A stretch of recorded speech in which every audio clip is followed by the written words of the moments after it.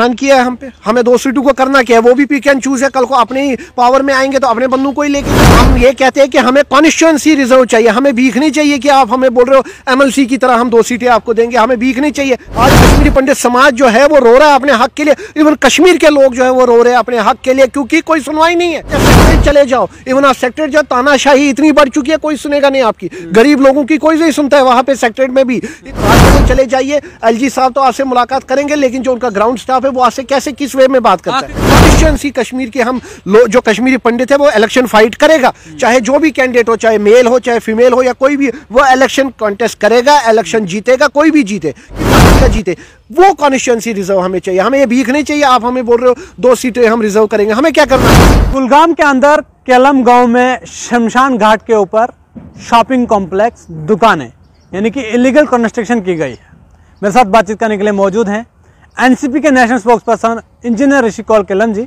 इनसे बातचीत करने की कोशिश करेंगे आखिर ये पूरा मामला क्या है, क्या कुछ कहना चाहेंगे। जिस तरह से आपने जो है लगातार आवाज़ उठाई है कि कुलगाम के अंदर इसमें शमशान घाट के ऊपर जो है इलीगल कंस्ट्रक्शन हुई, क्या कुछ कहना चाहिए। बड़े अफसोस की बात है, पिछले 5-6 दिन से मुझे लगातार वहाँ के लोकल रेजिडेंट जो हमारे मुस्लिम भाई है वो फोन कर रहे हैं। वो कह रहे हैं कि आपकी जो शमशान भूमि है वो किसी पर्सन को अलॉट हुई है काफी देर पहले, लेकिन हमने पहले भी कोशिश की, लेकिन कुछ डर की वजह से या कुछ माहौल ऐसा था कि नहीं कर पाए हमें कांटेक्ट। तो उन्होंने मुझे कांटेक्ट किया, इवन कश्मीरी पंडित समाज के कुछ लोकल लीडर्स हैं, उन्होंने मुझे रिटर्न में भेजा। तो आज मैं चीफ सेक्रेटरी साहब के पास भी गया, मैं भटनागर जी के पास एडवाइजर साहब के पास भी गया, इवन मैंने LG साहब को और अमित शाह जी को भी लेटर लिखा है, ग्रीवेंस सेल में भी रजिस्टर किया है कि शमशान भूमि की जो विलेज केलम में जमीन है उसको आप एज पर सोर्सेज किसी बंदे को अलॉट करते हो। सरताज मदनी PDP के टाइम पे जब वो MLA साहब थे, एज पर सोर्सेज जो लोगों ने बोला है कि उस टाइम वो अलॉट हुई है किसी नजीर मीर सनाफ हसन मीर को।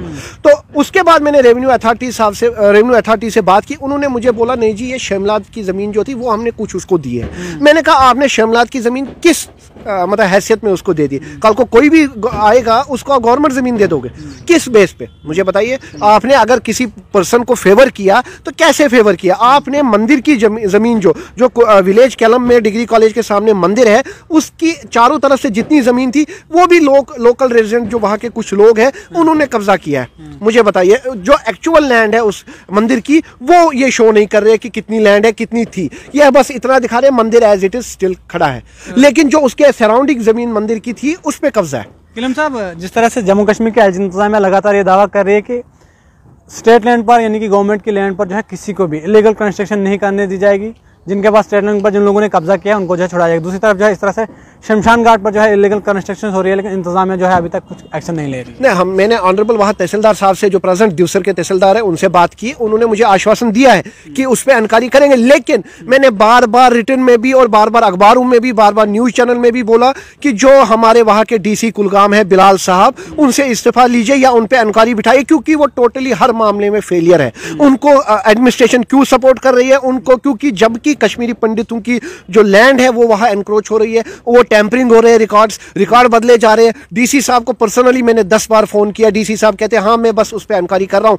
मैं इंक्वायरी कर रहा हूँ। पिछले 1 साल से DC साहब मुझे टाल मटोल कर रहे हैं। DC साहब जो है उनका या तो इस्तीफा हम मांगते या तो उनको ट्रांसफर करें या तो उन पर इंक्वायरी बिठाए, क्योंकि DC साहब जो है उनकी मिली भगत से, एज पर सोर्सेज उनकी मिली भगत से ये सब काम हो रहा है। मुझे बताइए अगर ये काम हो रहा है DC साहब साइलेंट क्यों है। अगर DC साहब को मैंने मेल किया, अगर DC साहब के संज्ञान में मैंने लाया कि कश्मीरी पंडितों की जमीन जो है उस पर रेवेन्यू अथॉरिटी ने टेम्परिंग किया है रिकॉर्ड में, मैं उनको बोल रहा हूं मंदिर की जमीन हड़पी जा रही है, मैं उनको बोल रहा हूं शमशान घाट पे इलीगल कंस्ट्रक्शन हो रहा है, तो DC साहब खामोश क्यों है। DC साहब एटलीस्ट ये वहां खुद जाके पर्सनली जाके देखते क्या ये सच है। DC साहब क्या करते हैं, वहां के मुलाजिम को बोलते हैं ये रिपोर्ट भेजो, वो मुलाजिम अपने आप को बचाने के लिए गलत रिपोर्ट दे देते हैं ताकि वो अपने सेफर साइड देखे। लेकिन जो पुराने पटवारीज थे, पुराने रेवेन्यू अथॉरिटीज थे, ये सब उनकी मिली भगत है। और जो पुराने जो PDP के टाइम पे तहसीलदार थे, जो PDP के टाइम रेवेन्यू अथॉरिटी थे, जो पटवारी उस टाइम वहां केलम में था, जब ये जमीन अलॉट की गई है उस पर इंक्वायरी बैठनी चाहिए। उसने करप्शन किया है, उसने मंदिर की जमीन हड़पी है, उसने करप्शन किया है, शमशान भूमि की जमीन किसी नजीर को अलॉट की है, और ये कैसे हुआ है ये वही बताएंगे। केलम साहब, एक तरफ से बीजेपी ये कह रही है कि कश्मीरियों को जो है वापस कश्मीर पंडितों को अपने घर भेजेंगे, दूसरी तरफ कश्मीर पंडितों की जमीन जो है वो लगातार बेची जा रही है, उस पर इलीगल कंस्ट्रक्शन की जा रही है। अगर यहाँ से कश्मीर पंडितों को वापस किया गया तो उन्हें कहाँ रखेंगे।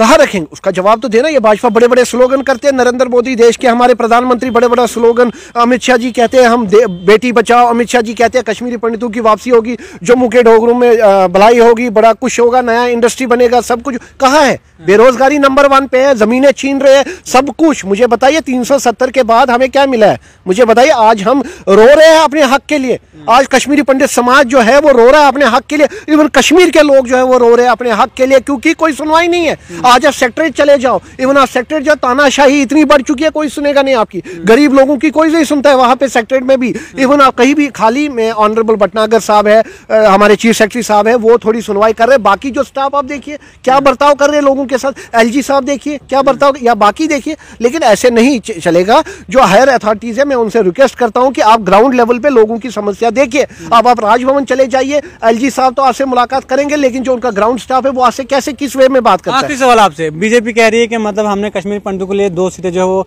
नॉमिनेट की, आप किस तरह से देखते? कोई एहसान किया है हम पे? हमें 2 सीटों को करना क्या है? वो भी पिक एंड चूज है, कल को अपने ही पावर में आएंगे तो अपने बंदों को ही लेके जाएंगे। हम ये कहते हैं कि हमें कॉन्स्टिट्यूएंसी रिजर्व चाहिए, हमें भीख नहीं चाहिए कि आप हमें बोल रहे हो एमएलसी की तरह हम 2 सीटें आपको देंगे, हमें भीख नहीं चाहिए, हमें कॉन्स्टिट्यूएंसी कश्मीर के हम जो कश्मीरी पंडित है वो इलेक्शन फाइट करेगा, चाहे जो भी कैंडिडेट हो, चाहे मेल हो चाहे फीमेल हो या कोई भी, वो इलेक्शन कॉन्टेस्ट करेगा, इलेक्शन जीतेगा, कोई भी जीते, किसी भी पार्टी का जीते, वो कॉन्स्टिट्यूएंसी रिजर्व हमें चाहिए। हमें ये भीख नहीं चाहिए आप हमें बोल रहे हो 2 सीटें हम रिजर्व करेंगे, हमें क्या करना उनको? वो तो एज ए जैसे एमएलसी प्रोसीजर था वैसे चल रहा है। हमें ये भीख नहीं चाहिए, हमें कॉन्स्टिट्यूएंसी जो वहां की है वो रिजर्व करे, जहां कश्मीरी पंडित की पूरी मेजॉरिटी थी, चाहे साउथ कश्मीर में अनंतनाग, चाहे आप हब्बा कदल सईद लीजिए, हमें वो रिजर्व दीजिए, हमें ये भीख नहीं चाहिए।